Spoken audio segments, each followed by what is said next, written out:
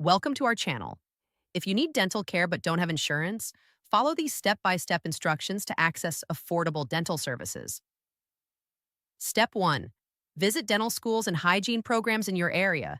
Students provide supervised treatment at 30 to 70% below regular costs while gaining valuable clinical experience. Step 2. Look for community health centers with dental services. Federally qualified health centers offer comprehensive dental care on a sliding fee scale based on your income. Step 3.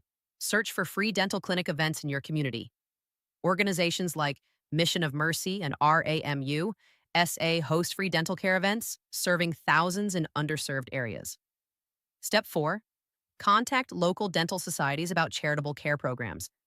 Many dentists volunteer through programs like donated dental services providing free care to eligible patients.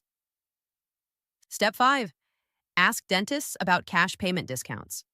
Many dental offices offer 10 to 30% discounts for patients paying in full at the time of service rather than billing insurance.